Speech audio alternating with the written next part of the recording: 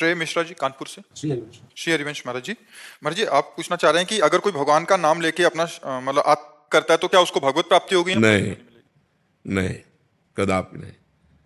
जो कानून के विरुद्ध है वो दंडनीय अपराध है, तो उसे अपराध का भोग भोगना होगा। कहीं भी हमारे शास्त्र में या भारतीय कानून में आत्महत्या करने की स्वीकृति नहीं है, स्वीकृति नहीं। अगर आप आत्महत्या करते हुए, उपाय करते हुए पकड़े जाए तो आपको सजा होगी, आप आत्महत्या नहीं कर सकते।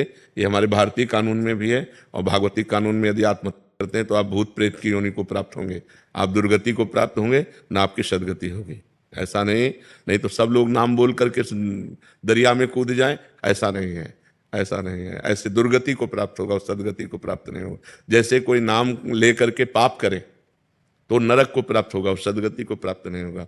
ऐसे ही कि नाम से अंतिम समय में कल्याण हो जाता है तो उसकी दुर्गति हो जाएगी, वो प्रेत योनि को प्राप्त होगा, उसका बहुत अधापतन हो जाएगा। ऐसा कभी नहीं करना चाहिए। आत्महनन गति बहुत निंदनीय होती है। हाँ, वो आत्महत्या कभी उद्धार को प्राप्त नहीं होगा, कल्पों कल्पों भटकता रहेगा। इसलिए आत्महत्या कभी किसी को नहीं करनी चाहिए, ये सबसे बड़ा अपराध है। हर समस्या का समाधान है, लेकिन हर समस्या का समाधान आत्मसाइड थोड़ी कि आप हत्या कर लो, ऐसा नहीं है। करोगे तो दुर्गति को प्राप्त हो जाओगे। क्यों? तुम्हारे दिमाग में विचार कैसे आया? अंतिम समय यदि भगवान का नाम स्मरण में आ जाए, अंतिम समय, आत्महत्या और अंतिम समय में बड़ा फर्क है। हमारा समय होता है अंतिम। जैसे अब हमारे प्राण निकलने वाले हैं, हमारे राधा, और प्राण निकल गए, अब आपको भगवत प्राप्ति हो जाएगी। लेकिन प्राण निकालना वो अंतिम समय नहीं है, वो आत्महत्या है, तो उसका फिर दंड मिलेगा ना आपको, आप अपराध कर रहे हैं। आपने बोला था कि वो जैसे वो किसी मतलब जलने वाले के पदार्थ का है कि वो जलाएगी।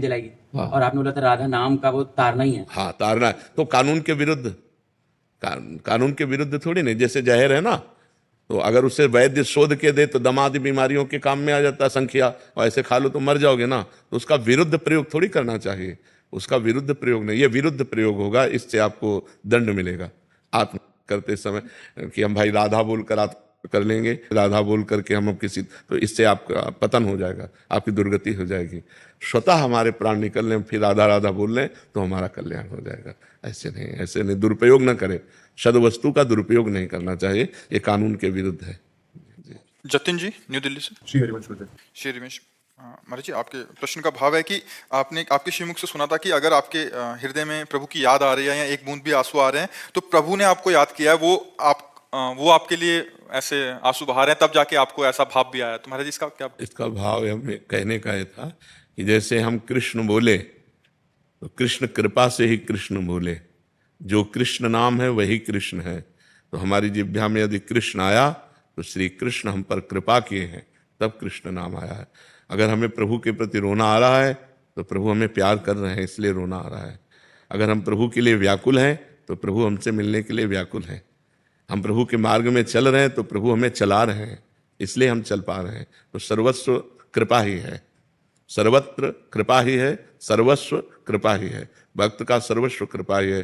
भगवान की कृपा से मार्ग में आना, भगवान की कृपा से नाम जप होना, भगवान की कृपा से संतजन मिलना, भगवान की कृपा से भगवत कथा वार्ता मिलना, भगवान की कृपा से ही भगवान के चिंतन में डूबना, ये सब कृपा से ही है। ये भाव कहने का है।